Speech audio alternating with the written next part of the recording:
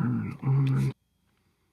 So I have mixed feelings about the CamSnap 8. On the one hand, the kid in me loves this thing because it's a nostalgia dose of fun that I get to play with. But on the other hand, the camera nerd in me says that this is probably a piece of junk. So I wanted to make this video because CamSnap is a new company that's making cameras in the spirit of film with no screens, and these things have been selling out like crazy. It looks like an old Super 8 film camera and is intended to be used like one. It's lightweight, it's mostly plastic, it has analog dials for aspect ratio, to turn it on for power, and for different film simulations that you can apply as presets to your footage. It also has a viewfinder and a trigger that you actually have to hold down to record. It also has rockers for 8x digital zoom on this fixed f2 19mm lens. Except that this is a digital camera, and we'll get to that. They really pulled out all the stops here on the nostalgia factor. There's no screen except for this digital viewfinder, and there's dials to change your settings. There's also the convenience of a USB-C charging port with a built-in SD card. I think it's 4 GB, which is swappable. There's an audio mic jack and a hot shoe mount on the top. But apart from that, this thing is very much a point and shoot camera. There's no focus dial, it's all automatic focus, and you really don't know what you're gonna get until you actually transfer your footage. Before I give you my thoughts, let's just have a look at the footage, which I think speaks for itself.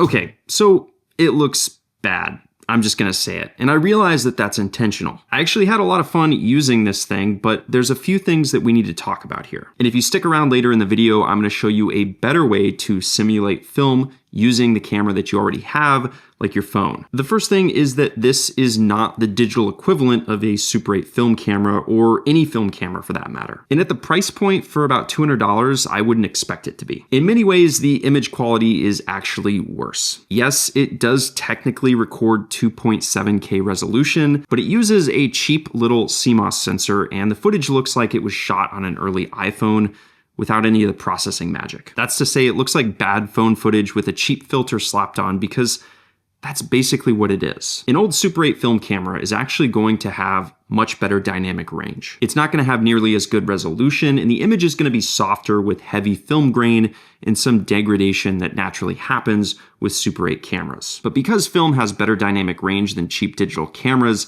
the highlights and the shadows are going to look much more pleasing. So while this may look and act like an old Super 8 film camera, it's closer to a cheap old digital point and shoot than it is film. Now, despite all that, CamSnap is somehow unlocking demand for this type of a camera because these things keep selling out. They've tapped into the nostalgia-verse of products that have become popular with younger generations. Analog is cool again, and this may be the closest you can get to an experience that just doesn't exist anymore, even if it's a cheap imitation. It's just fun to pick this thing up and start shooting home movies. Most of the people buying these probably weren't alive to experience film cameras. Most people don't care about video editing and color grading and all the stuff that you have to do to digital video to get it to look like old school film. You can just pick this thing up, start shooting, and get something that looks unique and kind of cool in its own way. And that's where I think there's actually a big opportunity in digital cameras to get these unique retro looks. Having the ability to select a filter that's baked into the footage at the press of a button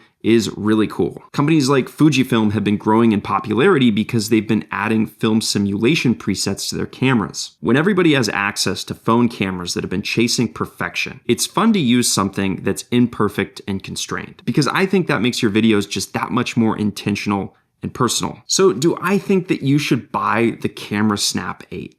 Well, let me put it this way. As somebody who loves cameras, I probably wouldn't buy this for myself. But if somebody got me this as a gift, I'd actually be pretty excited about it. I wish that the image and the filters were a little bit more true to film rather than crappy digital footage. but this thing is fun to use because you can just pick it up, press a button, and start filming. Now, that being said, there is a better way to simulate film using your digital footage. And if you want to go down that rabbit hole, I'd recommend a program called Dehancer. It's an app that allows you to apply simulated film stock, film grain, and other effects to your digital footage. They also have a plugin for editing programs like DaVinci, Final Cut, and Premiere. It is expensive, like $25 a month, but it's probably the best film simulation tool that I've used. So I just have a clip from my iPhone here, and by adding a film stock and just a few Super 8 effect selections, I can turn my iPhone footage from this into this. Now let's compare that to the CampSnap 8's analog preset, which is supposed to be the closest it gets to actual Super 8 footage. So you can see a pretty big difference here. Dehancer turns phone footage into passable film, but the CampSnap 8 looks entirely like its own thing. And maybe that's okay, because at the end of the day, it's all about getting out there and making memories. So I'm curious to hear your thoughts. Is the CampSnap 8 just a hype trend that's going to die down, or are we going to start seeing more cameras like this? Let me know in the comments below, and thanks for watching.